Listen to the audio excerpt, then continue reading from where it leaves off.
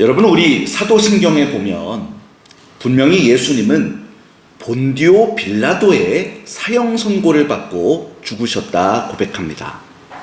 그러나 과연 예수님의 고난에 가장 책임 있는 사람이 빌라도가 맞습니까?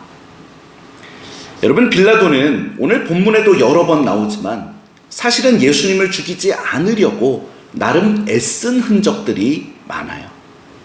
그러니 사실 빌라도보다는 유대 종교 지도자들한테 예수님의 죽음에 대한 더 큰 책임이 있는 것은 아닐까요? 그리고 또 예수님을 죽이라고 소리치던 무리들의 책임은 어떻습니까? 실제 빌라도가 손을 씻으며 자기는 예수님의 죽음에 책임지지 않겠다고 말하자 유대인들이 그럼 그 죄를 자기들과 자기들 자손이 지겠다고 외치죠. 그리고 또 가룟 유다는 어떻습니까? 예수님의 가장 측근인 12제자 중 한 사람이었으면서 결정적으로 배신 행위를 해서 예수님의 신변을 악당들에게 넘겨줬죠. 그것도 은전 30을 받고서요. 여러분, 그런데요, 사실 좀 더 생각해보면 그 역시도 아니라는 겁니다. 여러분, 예수님의 죽음을 잘 생각해보세요. 예수님이 진짜 누구 때문에 죽으셨습니까? 혹 정말 예수님은 한 사람의 자연인으로서 최대한 죽지 않으려고 애쓰셨는데 이런 인간들, 군상들 때문에 억울하게 붙잡혀서 죽으신 겁니까? 여러분, 우리가 성경을 보면 절대 그렇지 않다라는 거예요. 사실 예수님은 스스로가 죽음이 기다리는 예루살렘 성으로 들어오셨었죠. 그리고 재판정에서 있었던 일들의 기록도 보면 정말 피소된 입장에서는 지극히 불리해짐에도 불구하고 당신의 신변 변론을 위해서는 한 말씀도 대답하지 않으셨다고 했습니다. 또 나중에 십자가 위에서는 신포도주를 거부하시는 모습도 보여주시죠. 여러분, 신포도주는 마취 성분이 있어서 그 잔인한 로마 군병들도 그 십자가의 극심한 고통을 좀 덜 나고 그것을 준 건데 예수님은 고통을 온전히 다 감수하시려고 그 신포도주도 거부하셨다라는 거예요. 여러분, 그러니 결국 이것이 무엇을 뜻합니까? 정말 예수님이 왜 죽으신 겁니까? 또 정말 누구 때문에 죽으신 겁니까?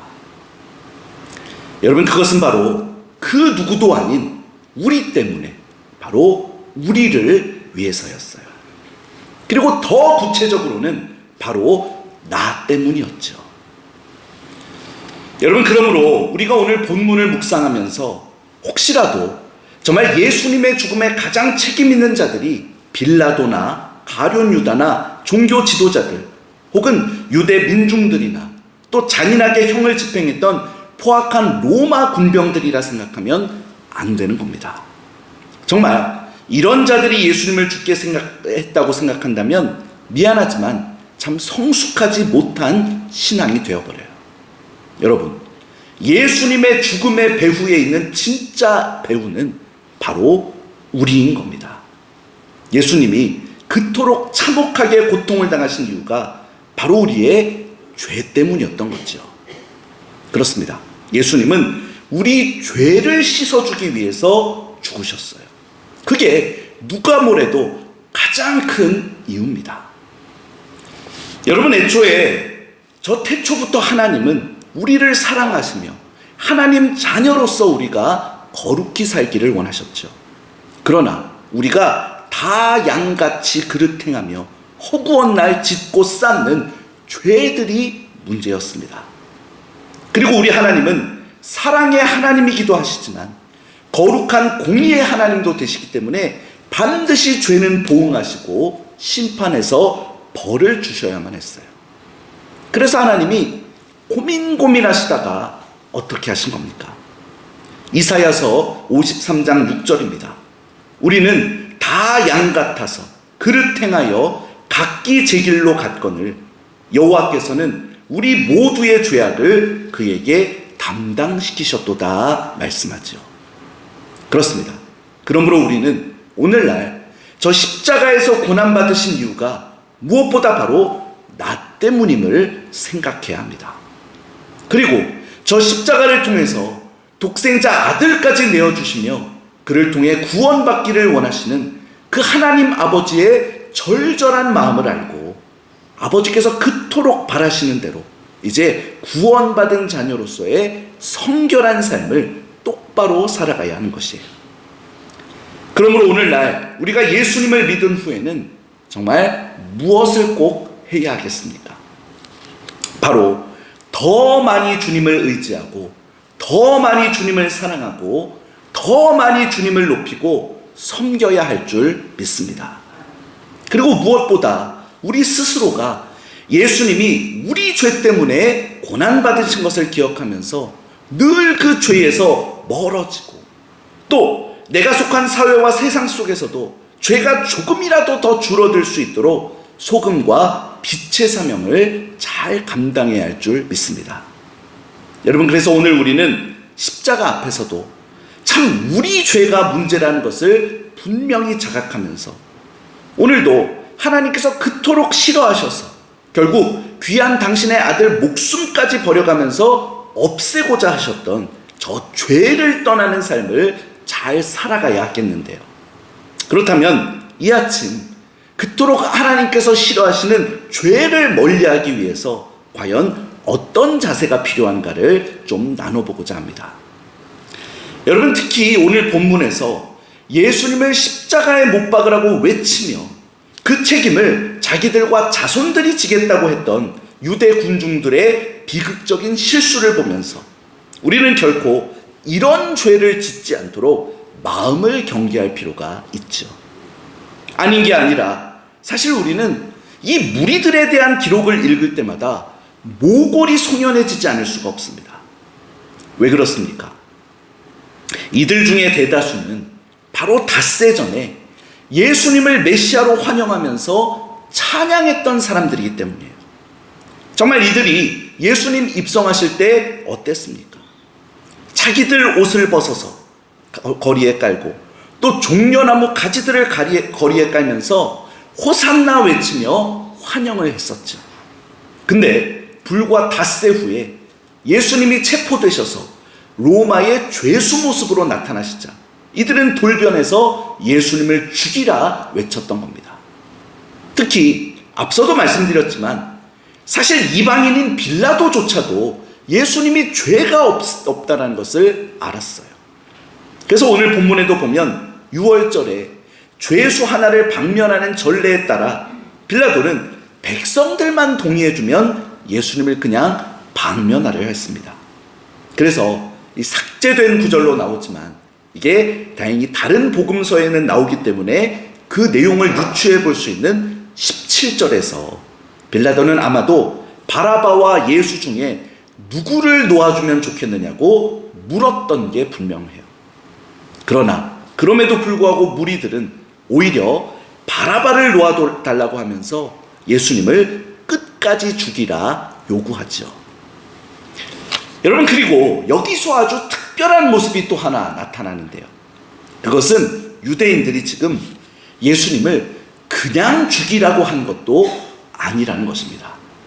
이들은 21절에 보면 지금 십자가에 못을 박아 죽이라고 구체적인 사형 방식까지도 요구를 하고 있어요. 여러분, 십자가형은 로마의 사형 방법들 중에서도 최악의 고통으로 유명한 사형 방법이었습니다. 우리 지난 주일에 좀 소개해 드렸죠.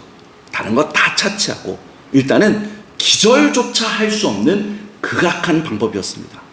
호흡과 관련되기 때문에 또 들숨 날숨을 위해서 몸을 움직여야 되는데 손과 발에 못이 박혀 있기 때문에 끔찍한 고통과 또 숨쉬기 어려운 그 호흡의 고통 사이를 끊임없이 오가면서 그래서 기절도 못하는 최악의 고통이었어요. 여러분, 게다가 유대인에게는 이게 또 저주받는 것을 의미했다라는 것을 아는 것도 중요합니다. 바로 율법에 따르면 나무에 달리는 게 저주받는 모습의 전형이었으니까요. 따라서 이들이 이 십자가까지 지금 입에 담으면서 예수님을 죽이라고 외친 것은 결국 무엇을 뜻합니까? 여러분, 정말 이때 이 유대인들은 예수님을 너무나 싫어하고 아예 극심한 혐오감까지 느끼고 있었다는 것을 의미하는 겁니다. 여러분, 그러니 우리는 궁금해질 수밖에 없는 거예요. 도대체 왜 이들이 이렇게까지 예수님을 극심히 증오하게 되었을까?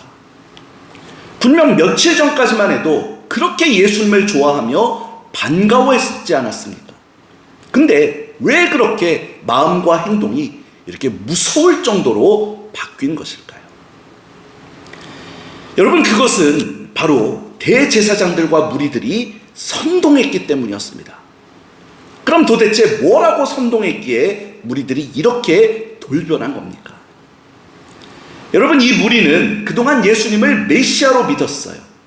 그리고 그들 생각에 메시아라면 로마를 물리치고 자기들에게 독립과 부귀 영화를 가져다 줄 것으로 생각했죠.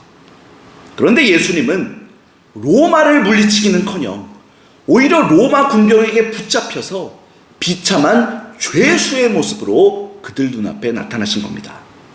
그리고 대제사장들은 이것을 겨냥해서 저 사람은 가짜 메시아로서 하나님의 이름을 모독한 거라고 선동했죠.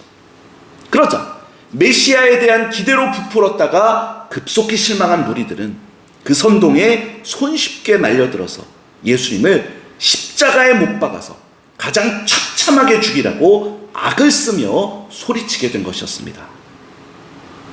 여러분, 그러므로 오늘 우리는 이 무리들에게서 심각한 문제점 두 가지를 찾아볼 수 있게 돼요. 먼저 첫 번째는 메시아에 대해서 잘못 생각한 겁니다. 여러분, 메시아가 뭡니까?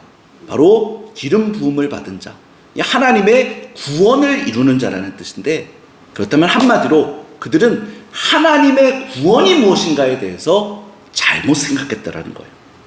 즉, 이들은 예수님이 자기 나라를 독립시켜주고 강대국으로 만들어줄 거라고 그렇게 구원을 생각하고 믿었습니다.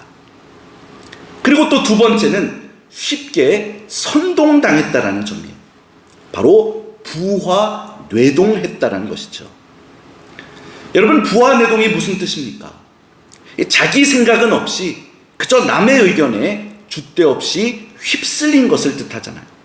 그렇습니다. 정말 이 무리들은 단지 몇 사람의 선동에 따라 자기와 자기 자손들의 운명까지도 걸고 열광적으로 예수님을 죽이려고 한 겁니다.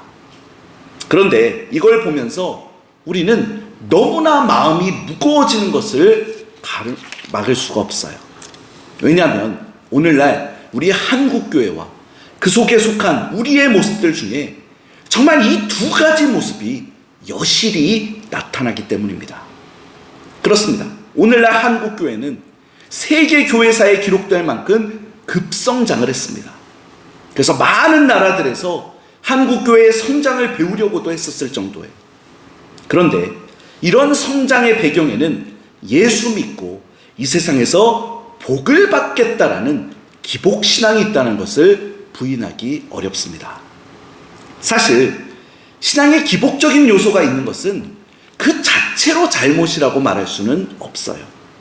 믿음은 하나님을 의지하는 것이기 때문에 하나님으로부터 현실적인 구체적인 내 삶을 보호받고 복받으려 하는 것도 믿음의 중요한 요소가 되기 때문입니다. 그러나 그럼에도 불구하고 하나님으로부터 물질적인 복만 받으려고 하며 그저 마음의 평안, 삶의 평안만 추구하면 그것은 누가 뭐래도 잘못된 것입니다. 여러분, 보통 우리 주변에서도 어떤 사람이 골치 아픈가요? 바로 하나만 알고 둘은 모르는 사람들 아닙니까? 왜냐하면 이런 사람은 자기가 아는 한 가지만 가지고 고집을 부리기 때문이에요. 여러분, 그런데 신앙생활에서도 마찬가지입니다. 주님을 믿으면 의를 위해서 때로는 고난을 받고 십자가도 져야 하는 경우가 있다는 것은 모르고 오직 자기 좋은 대로 잘 되는 모습만 나타나야 한다고 믿는 사람은 정말 하나만 알고 둘은 모르는 겁니다. 그래서 이런 사람은 바른 신앙생활을 할 수가 없어요. 보통 이런 사람은 꼭 유대 무리가 종려주일에 예수님을 환영했던 것처럼 처음에는 뜨겁게 주님께 매달립니다. 그러나 자기 마음대로 삶이 되지 않으면 빌라도 앞에서 예수님을 버린 무리들처럼 주님을 쉽게 떠나버리고 말죠. 여러분, 그러므로 우리는 주님을 내가 원하는 대로 해주시는 분으로 생각하면 안 되는 겁니다. 정말 우리는 한 치 앞도 내다보지 못하는 무지한 존재잖아요. 그래서 만일 모든 것이 정말 내 뜻대로 이루어지면 우리는 행복해지기는커녕 사실 더 큰 어려움과 죄악에 빠지게 됩니다. 따라서 우리는 하나님께서 우리 생각과 다르게 우리를 불편한 길로 인도하실 때가 있다는 것을, 그리고 그것이 꼭 필요하다는 것을 알아야만 합니다. 그리고 하나님은 우리를 지극히 사랑하시기 때문에 결국에는 모든 것이 합력하여 우리에게 최선이 될 수 있도록 가장 선한 길로 인도해 주시는 분이심도 믿어야 하는 것이에요. 우리가 이렇게 바르게 믿어야 유대인들이 예수님을 배반하고 십자가에 못 박은 것 같은 그 죄를 짓지 않게 됩니다. 여러분, 아무쪼록 오늘도 우리의 마음속 기도 제목들과 소망들 가운데 그저 세상에서 잘 되고 높아지려는 현세적인 욕망들만 앞서고 있지는 않은지 잘 살펴보고, 또 하나님께도 내가 원하는 대로 잘 안 해주신다고 원망하는 마음이 깃들어 있지는 않았는지도 살펴볼 수 있길 바랍니다. 그래서 이 성금요일에 정말 독생자 아들의 목숨도 아끼지 않고 내어주신 그 하나님의 사랑을 생각하면서, 또 그분의 전지전능하심과 경륜을 믿으면서, 그래서 혹 내가 속한 환경 가운데 내가 원하지 않는 삶의 모양이 일부 나타날지라도 그래도 끝까지 생명 되신 주님 안에 머무르고 또 그 의로운 말씀들 가운데 실천하며 살아갈 수 있기를 결단하는 우리가 되었으면 좋겠습니다. 그래서 이 거룩한 성금요일 하루도 정말 하나님 보시기에 거룩하고 아름답고 경건한 모습으로 보낼 수 있는 저와 여러분들 모두가 될 수 있기를 주님의 이름으로 축원합니다. 기도하겠습니다.